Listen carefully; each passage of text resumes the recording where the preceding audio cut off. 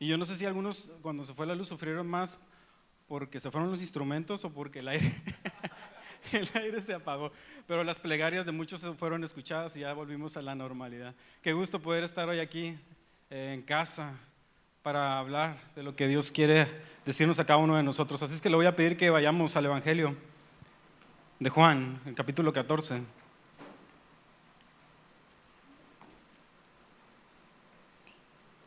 Juan capítulo 14, desde el versículo 1 al 6 estaremos leyendo.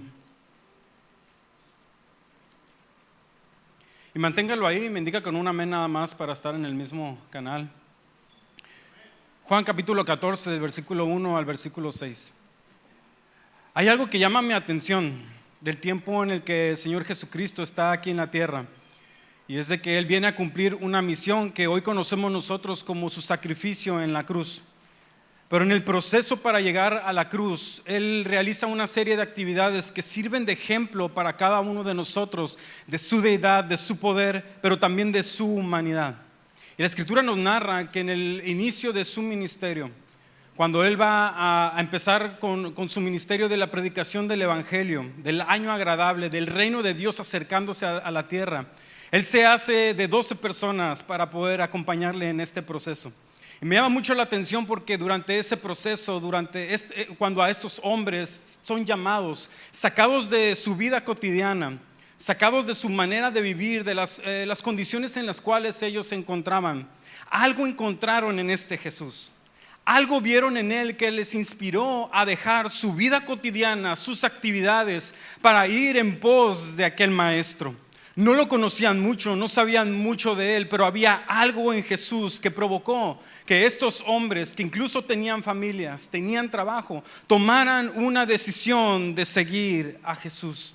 Pero algo que vamos a encontrar a lo largo de estos 3 años de ministerio es que de alguna u otra manera no entendían mucho lo que Jesús a veces tenía que enseñar, porque era una enseñanza nueva, era algo que no estaban ellos acostumbrados a escuchar, y Jesús viene con un mensaje que es nuevo, que es diferente. Y en el proceso, mientras el Señor Jesucristo está efectuando milagros, está efectuando sanidades, liberando a cautivos, al mismo tiempo está pensando en 12 que tiene atrás que poco entienden de lo que está sucediendo. Y llama mucho mi atención que mientras el Señor Jesucristo está obrando una sanidad por este lado, al mismo tiempo sabe que tiene que dar una enseñanza allá atrás.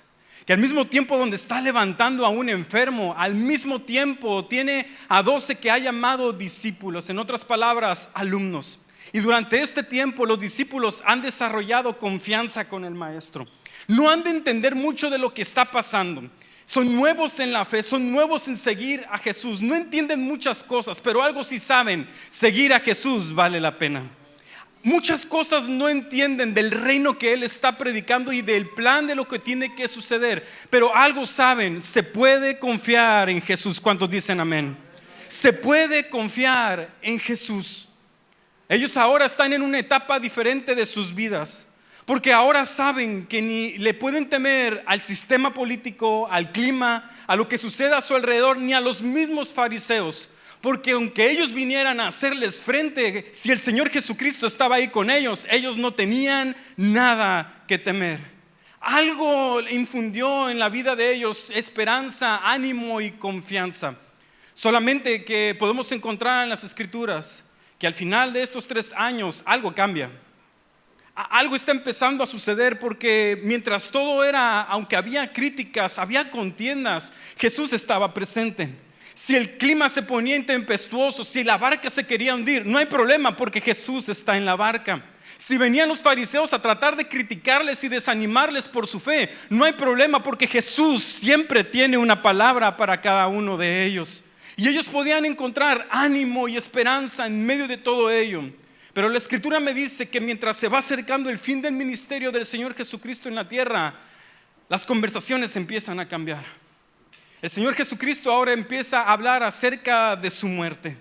Empieza a hablar de un día que los discípulos no quieren aceptar porque no logran entender cuál es el fin de que el maestro vaya a la cruz. Y mientras el tema se vuelve más y más cercano a ellos, más y más repetido, entonces hay algo que empieza a suceder en la vida de los discípulos. La confianza que mostraban tener en otro momento ahora se está transformando en un poco de temor. porque parece que en aquel en que habían confiado, ahora les dejará solos en esta vida. Aquello por lo cual habían entregado su vida, su familia, habían dejado sus actividades, parece ser que se está desmoronando, porque aquel que nos prometió vida eterna ahora dice que tiene que ir a morir en la cruz. Y no me va a dejar mentir que hay ocasiones, no en cuestión posicional, sino más bien como en sentimiento, hay ocasiones que se siente que Jesús no está. Hay ocasiones en nuestra vida, situaciones que tenemos que afrontar, donde podemos ver la mano de Dios Todopoderoso ayudándonos en diversas circunstancias. ¿Cuántos dicen amén? Pero hay otras ocasiones en las que experimentas una lejanía de parte de Dios, un aparente silencio y una aparente lejanía ante tu necesidad. Pero algo tenían que entender los discípulos, que aunque Jesús se iba a ir, ellos estaban bajo la mano del Dios Todopoderoso, que era necesaria esa separación, que era necesario ese silencio, pero para que la gloria del Dios Todopoderoso se manifestara en el plan perfecto que Dios tenía para cada uno de ellos. Y es por eso entonces que llegamos a Juan capítulo 14. Leemos. Dice de la siguiente manera, y empieza el Señor Jesucristo continuando con una plática que ya venían teniendo desde el capítulo 13, dice: no se turbe vuestro corazón. Puedes decirle a la persona que tienes a un lado: no se turbe tu corazón. No se turbe vuestro corazón. Crees en Dios, crean también en mí. En la casa de mi Padre muchas moradas hay. Cuando dicen amén. Y si no fuera, yo no los hubiera dicho. Voy pues a preparar un lugar para vosotros.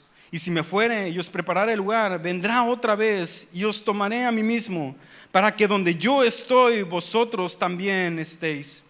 Y sabéis a dónde voy, y sabéis el camino. Le dijo Tomás: Señor, no sabemos a dónde vas. ¿Cómo pues podemos saber el camino? Y Jesús le dijo: yo soy el camino, la verdad y la vida. Y nadie viene al Padre si no es por mí. Amén. Señor, te damos gracias por este tiempo, Señor, donde tu palabra está abierta a cada uno de nosotros. Señor, yo te pido corazones dispuestos, espíritus, Señor, conectados contigo, Señor, para hacer y obedecer tu palabra, sabiendo que si hacemos caso, Dios, de ella, podemos ser bendecidos en todo lo que hagamos en esta tierra, y todo lo que viene hacia adelante para nosotros será prosperado, Padre, en el nombre de Cristo Jesús.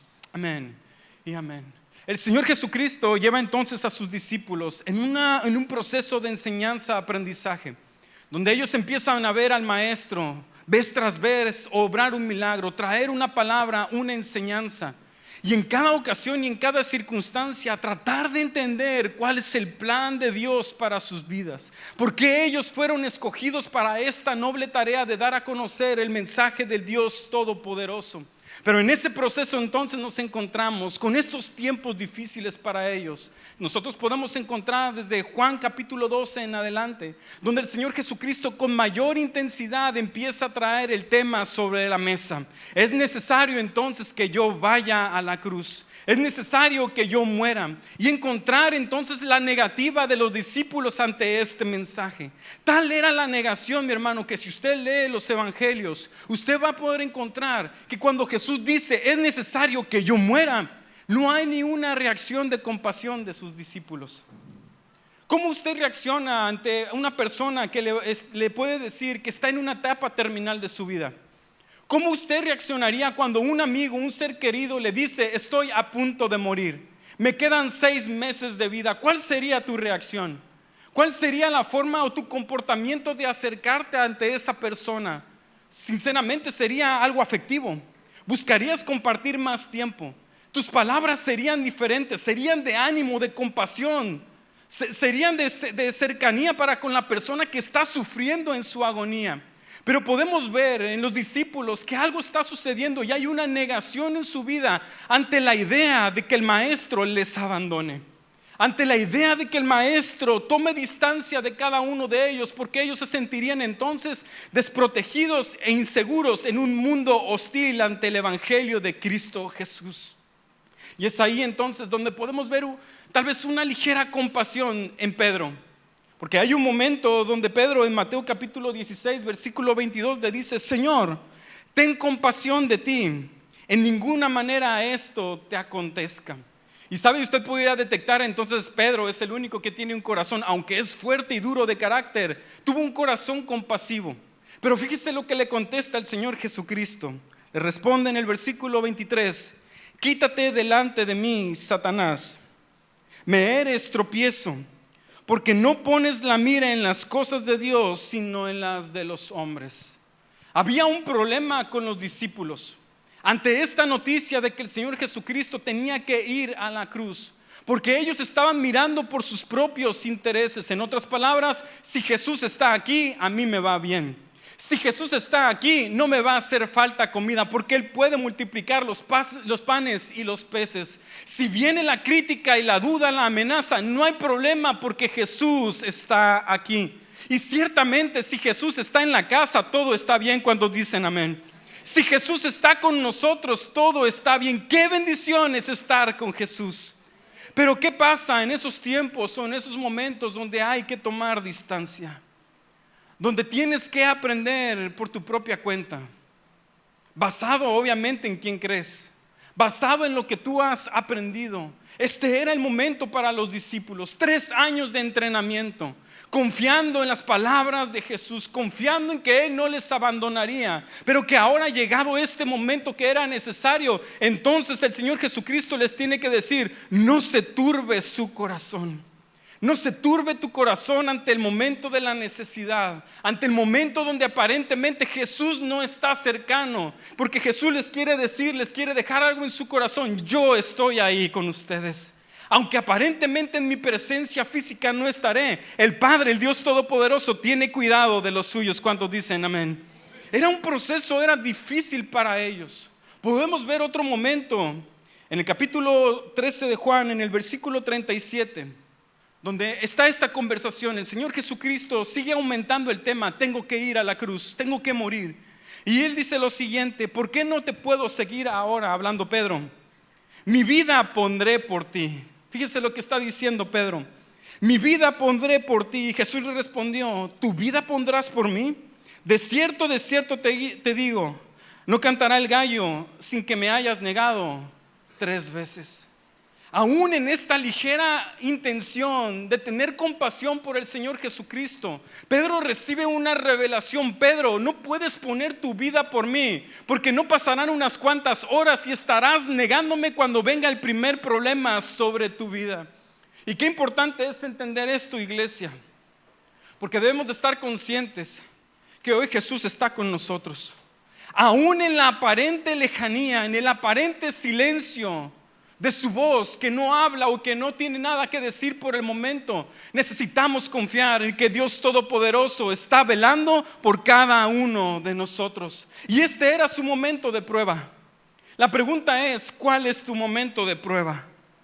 Cuando pasas por un momento de necesidad, donde hay algo legítimo por lo cual tú tienes que pedir, por el alimento para tu casa, por una buena economía, por tantas situaciones que tú y yo necesitamos, que no son lujos, sino que son necesidades básicas para cada uno de nosotros. Y en medio de todo ello, si hay silencio, el pueblo de Dios puede estar confiado de que Él está moviendo su mano de poder a favor de los que le temen.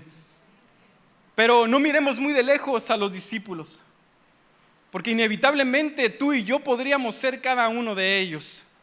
Cuando se viene un tiempo de dificultad, un tiempo difícil, la Biblia me narra entonces que cuando el Señor Jesucristo es aprendido por los romanos, entonces viene este tiempo de dificultad.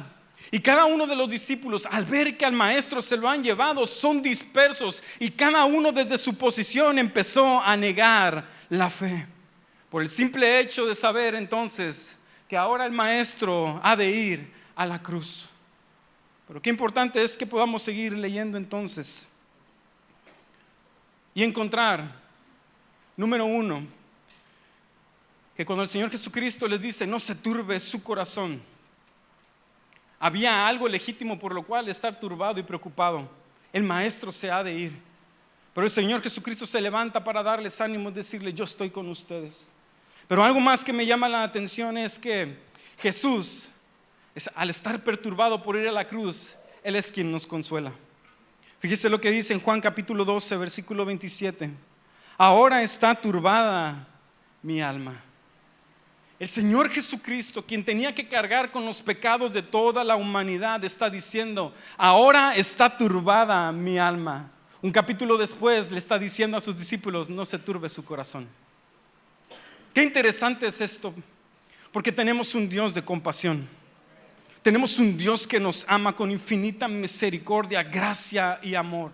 Que aunque Él sufriendo a los estragos de llevar tu pecado y mi pecado, tiene la preocupación suficiente, aún a pesar de que los discípulos no muestran compasión, para decirles: no se turbe su corazón. No se preocupen por lo que ha de venir, porque hay un plan y un propósito para con cada uno de nosotros. Podemos confiar en nuestro Padre, podemos confiar en nuestro Dios. Y este es el mensaje: no se turbe su corazón.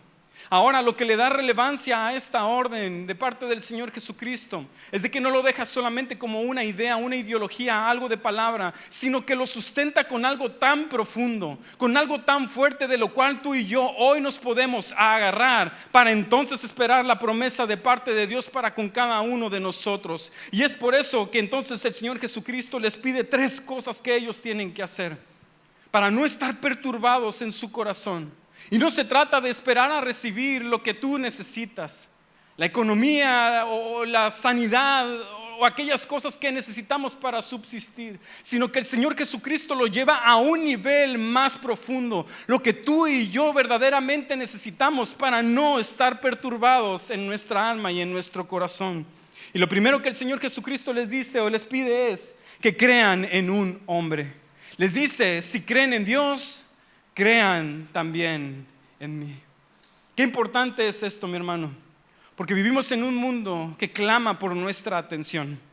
Creyentes o no creyentes, de cualquier religión, raza o credo, hay un mundo que se está levantando para pedir tu atención, tu confianza, para que tú voltees a encontrar el refugio que estás buscando. Pero ahora el Señor Jesucristo les dice: creen en Dios, entonces crean en mí.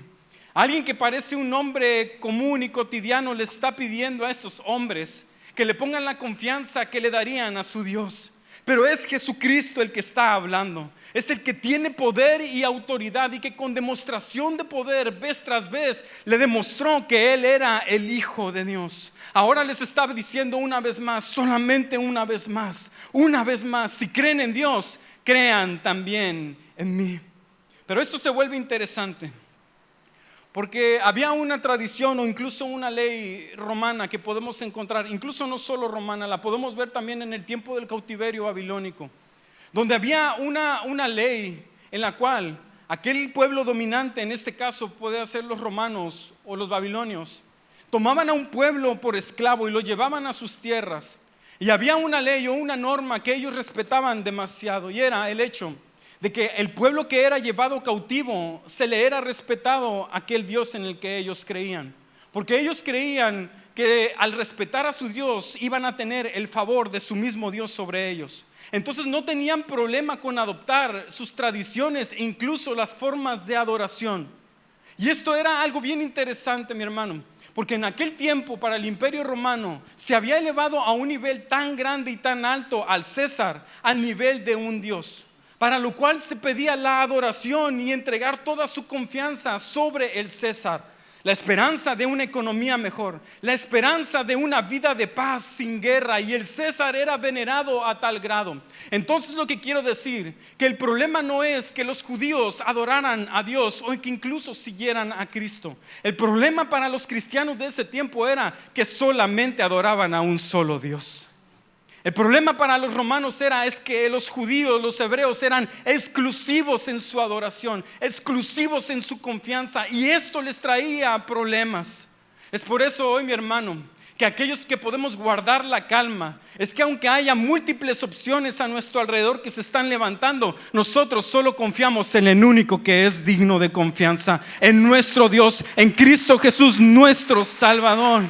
Nuestra confianza, mi hermano, es exclusiva, es de uno solo nada más, y ese es Cristo Jesús. El problema para los cristianos de aquel tiempo no era entonces que adoraran a Dios, es de que solo lo adoraban a Él. Y hay una gran diferencia con todo esto, porque encontramos que había creyentes que por salvar su vida se inclinaban ante el César. Por tal de salvar su vida, estaban dispuestos a inclinarse a otros dioses. Lo vemos en el tiempo del cautiverio entonces babilónico, porque es la misma circunstancia. Ellos son llevados al cautiverio, pero se les respeta su religión y su Dios. Y es ahí donde encontramos a Daniel y a los hebreos, donde podemos encontrar en un momento donde Daniel es elevado en una posición laboral a causa de haber revelado el sueño que tenía Nabucodonosor. Y en esa situación de privilegio, Nabucodonosor decide levantar entonces una estatua para que sea adorada. Y es en ese momento, no había problema con que Daniel orara a Jehová. El problema es que ahora el enemigo, el rey, se había levantado para exigir una adoración a su estatua. Pero en medio de esa presión, en medio de esas circunstancias, Daniel sabía a quién adoraba. Daniel sabía que él no se iba a doblegar dentro de nadie más, sino que solamente a Jehová de los ejércitos, el único que merece ser adorado, el único que merece ser exaltado. Y usted podría decir, Daniel entonces se turbó en su corazón, pero la realidad, y si usted lee el relato bíblico, en ningún momento Daniel tuvo dificultad y temor en su corazón. Más grande era su confianza en el Dios vivo, que decidió afrontar las consecuencias de sus actos. Mi hermano, Señor Jesucristo dijo entonces, no se turbe su corazón. ¿Crees en Dios? Cree también en mí. Él es digno de confianza. El tema ahorita es entonces que no podemos ser cristianos divididos en nuestra adoración y en nuestra confianza. Que no podemos ser divididos si profesamos su nombre y creemos en su nombre, mi hermano, que se note en tus decisiones, que se note en tus acciones del día al día, que sea exaltado con todo tu corazón, con toda tu alma, y aún así se levanten opciones, se levanten sistemas para tratar de ayudarte. Siempre la única solución será creer en Cristo Jesús. Siempre será el camino a seguir, Cristo Jesús. Qué importante es entonces notar que un corazón que no es turbado por las circunstancias de la vida, que no entra en temor, no es porque las circunstancias mejoren, no es porque recibas lo que estás pidiendo. Se trata de poner la confianza en el único que la merece, que Él sabe en qué tiempo y en qué momento te levantará, en qué momento te dará su brazo para traer protección y ayuda, y podemos confiar en Él. Creen en Dios, crean también en mí.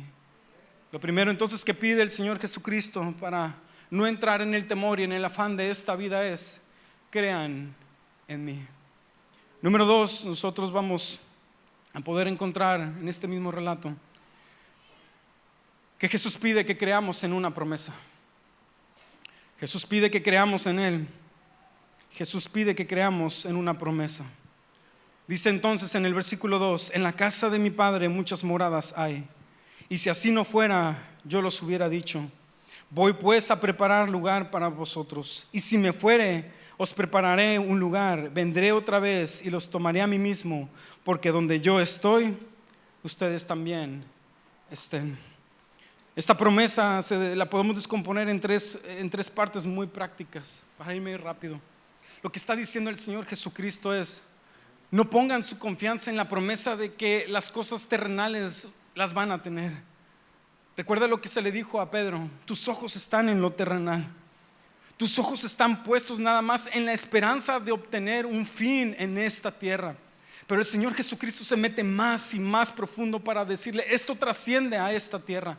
Esto trasciende a lo que puedas lograr, el éxito, las propiedades, lo que tú puedas tener, va más allá de todo esto. Y entonces Él les empieza a hablar de la eternidad y dice: en la casa de mi Padre muchas moradas hay. El enfoque entonces no está en la cantidad de moradas o casas, sino que es la casa del Padre. No está en el hecho de que cuántas casas o cuántas moradas hay, sino que se trata que es la casa del Padre. Y la casa del Padre es un lugar de seguridad. La casa del Padre es un lugar de prosperidad. La casa del Padre es un lugar de abundancia. Y eso es lo que le está diciendo a sus discípulos: en la casa de mi Padre muchos lugares hay para todo aquel que cree. Una esperanza y un futuro eterno en la casa del Padre. Algunos escritores han tratado de traducir justamente a qué se refería con moradas, y muchas de las traducciones que podemos encontrar, y la que más gusta es la de mansiones. Y a muchos de nosotros tal vez nos brillarían los ojitos, ¿no? Y empiezan a hacer cuentas y de cuántos pisos y de cuántas casas y de cuántas habitaciones. Pero lo que importa verdaderamente es que es la casa del Padre. Es donde Él está esperándonos a cada uno de nosotros. La segunda afirmación que complementa es este enfoque. Voy a ir a preparar un lugar. Y el enfoque no está en el lugar, sino es que es Cristo Jesús el que fue a prepararlo. No importa tanto el lugar, sino que es Cristo Jesús que fue a preparar este lugar. ¿Cuál era la profundidad de esto? Porque en el capítulo 13 que leímos hace un momento, Pedro le dice: ¿por qué no puedo ir a donde tú vas? Yo quiero acompañarte, es más, yo voy a poner mi vida por ti. Pero lo que Pedro no entiende es que el Señor Jesucristo no es como que fue a la ferretería a recolectar madera o a juntar bloques para construir la casa. El problema está que el camino para poder ir a preparar este lugar era la cruz. El camino para ir a preparar este lugar, esta morada eterna para cada uno de nosotros, era a través de la cruz. Y lo siento mucho, Pedro, pero no puedes ir a este lugar, porque el único que puede redimir de pecado, el único que puede trazar el camino, ir a la cruz y limpiarnos de todo pecado y maldad, es nuestro Señor Jesucristo. Es por eso que Él dice: me voy a preparar un lugar. Y esto le da el sentido a su separación momentánea de los discípulos, porque Él tenía que ir a un lugar específico, ir a la cruz, vencer a la muerte, resucitar al tercer día y entonces abrir el acceso para cada uno de nosotros a una vida mejor. A una vida mejor. Y la tercera declaración dice: para que donde yo esté, ustedes también estén. El enfoque no está en dónde está el lugar, sino que Cristo Jesús estará ahí. El enfoque no es dónde estará, sino que aquel que nos dio la vida estará ahí. El que merece toda nuestra adoración, al que aquí en este momento sin verle le adoramos. En aquel día toda su gloria y su esplendor lo llenará y daremos gloria y honra porque Él lo merece. ¿Cuántos dicen amén? ¿Puedes exaltarle por un momento? No necesitamos aún estar allá, estamos aquí, pero Él merece toda honra y toda gloria. Toda honra y toda gloria. ¿Qué es lo que está pasando en este momento de incertidumbre entonces, donde el temor está queriendo llegar a la vida de los discípulos? Primero el Señor Jesucristo les dice: creen en Dios, crean en mí, tengan confianza en mis palabras. Pero al mismo tiempo les está pidiendo que crean, que confíen en la promesa de un lugar mejor. Tendrán el acceso a un lugar mejor. Si yo no me voy, este plan no se puede cumplir. Descansen en la promesa entonces de que Él tiene todo bajo su control. Y esto me lleva entonces al último punto que podemos encontrar. Y es que Jesús le está pidiendo a sus discípulos que crean en un plan, que crean en Él, que crean en una promesa y que crean en un plan. Versículo 4 de Juan capítulo 14, y con esto voy terminando. Y les dices: y saben a dónde voy, y saben el camino. Y le dijo Tomás: Señor, no sabemos a dónde vas, ¿cómo pues podemos saber el camino? Y Jesús les dijo: yo soy el camino, la verdad y la vida, y nadie viene al Padre si no es por mí. Qué revelación tan profunda están recibiendo los discípulos, porque lo que Tomás está pidiendo es una dirección para meterla en su GPS, en su Google Maps, para saber entonces a dónde tienen que ir a seguir al Maestro. Pero lo interesante de esto es que el Señor Jesucristo no responde solamente con la dirección hacia dónde se tienen que dirigir, sino que Él da el sustento para poder resistir en el camino para seguir al Maestro. Qué interesante es esto, porque lo primero que el Señor Jesucristo dice: yo soy el camino. Y cuando Él dice yo soy el camino, Él está hablando justamente desde esa posición de deidad. Ya no está hablando desde la posición como un hombre que tiene que ir a morir a la cruz, sino que está hablando el eterno, el yo soy, el alfa, el omega, el principio y el fin, el único que puede prometer un camino al Padre. Él les está diciendo ahora: yo soy el camino. Yo soy la dirección que tú necesitas seguir. Solamente yo soy el camino, la verdad y la vida. Y es por eso que hoy estamos reunidos en este lugar, porque confiamos que Él es el camino. Él es el camino al Padre. En un mundo donde vivimos, donde tantos caminos se pueden abrir a nuestro alrededor, el camino angosto es el digno de seguir. El camino que nos lleva en Cristo Jesús hacia el Padre es el camino que hoy tú y yo decidimos seguir, porque Él es digno de confianza. Jesucristo se levanta con poder y con autoridad en un mensaje que no solamente tenían que creer los discípulos, sino que a la postre sería su predicación. Ese camino que ellos ahora están decidiendo seguir, en el testimonio de encontrar la verdad y la vida, ahora se vuelve lo que tú y yo pregonamos. Seguir a Cristo Jesús es lo mejor que nos pudo haber pasado en esta vida. Que Él se revelara a cada uno de nosotros: yo soy el camino. Y que tú y yo hayamos accedido entonces a esta oferta en la cual podemos encontrar esperanza y paz en Cristo Jesús. Yo soy el camino. Qué fuerte declaración. Pero no solamente se queda en ellos, sino que le dice: yo soy la verdad. Porque mi hermano, no se trata solamente de empezar en la carrera. No se trata solamente de empezar en el camino. La pregunta es: ¿cómo te sostienes en ese camino? ¿Cómo te sostienes? Porque en ese camino no hay garantía de que no va a haber problemas y dificultades. En ningún momento el Señor Jesucristo les está prometiendo ausencia de problemas, ausencia de dificultades. De hecho, Él todo el tiempo les estuvo diciendo: yo me voy, agárrense porque vienen los problemas. Pero no se turbe su corazón, porque yo soy el camino y soy la verdad. Lo que nos sostiene, mi hermano, en este camino de fe siempre será la palabra del Dios vivo. La palabra que es verdad. Su palabra es la verdad. No puedes vivir una vida de fe, una vida en su camino, sin estar pegado a su palabra. Es imposible tratar de ser fieles sin su palabra. Es por eso que podemos confiar que no solamente Él es la puerta y Él es el camino al Padre, sino que es la esperanza de mantenernos firmes en medio de la adversidad. Sea cual sea tu circunstancia, sea cual sea la situación por la cual tú estás pasando, Jesús es el camino, pero también Jesús es la verdad. Es el que te sostiene, la roca firme. Su palabra es la verdad. No solamente entonces les está abriendo el camino, sino que les está dando el sustento para cada día difícil. Mi hermano, no se turbe tu corazón. Tenemos su verdad. Que no entre el desánimo en tu vida. Su palabra sigue siendo la verdad. Su palabra sigue purificando corazones. Su palabra sigue sustentando nuestras vidas. Y por último, el Señor Jesucristo dice entonces que Él es la vida. Que Él es la vida. Y va más allá de que tú y yo podamos respirar. Él es la vida. Él es el aliento de vida que tú y yo podemos tener en medio de la adversidad, en medio de la dificultad. Mientras el mundo se muere, cuando viene el caos a su vida, espiritualmente, anímicamente, tú y yo podemos tener vida y vida en abundancia en Cristo Jesús. No solamente está prometiendo la vida eterna, la vida que sobrepasa a esta vida terrenal, sino te está diciendo que aún en medio de este tiempo tú puedes tener vida. ¿Cuál es el objeto de esto? Que somos llamados a predicar de ese mensaje de salvación.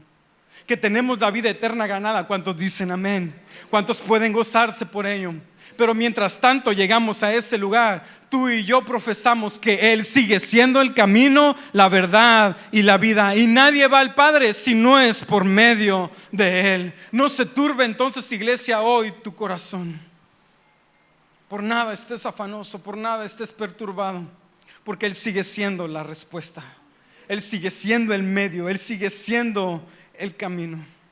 En ocasiones pudiéramos entonces pensar que para poder tener un buen ánimo, para poder cantarle a Dios con libertad, las cosas pudieran estar bien. Por las cosas por las cuales yo pido y anhelo, tendrían que estar en el lugar indicado. Pero el Señor Jesucristo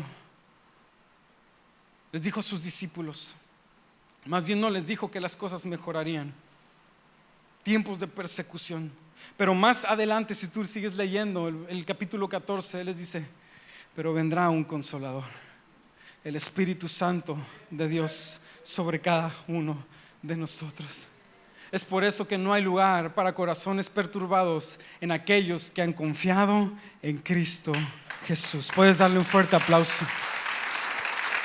Gracias, Señor, gracias. ¿Por qué no inclinas tu rostro ahí en tu lugar? Y damos gracias a Dios. Padre, tú eres digno de confianza. Digno, Señor, de que tu pueblo te adore. Vivimos en un mundo y en tiempos, Señor, donde eso nos enseña a tener autoconfianza, a creer en nuestras capacidades, a creer en nuestras habilidades, Señor. Pero hoy podemos, Señor, igual que los ancianos en Apocalipsis, arrojar nuestras coronas delante de ti.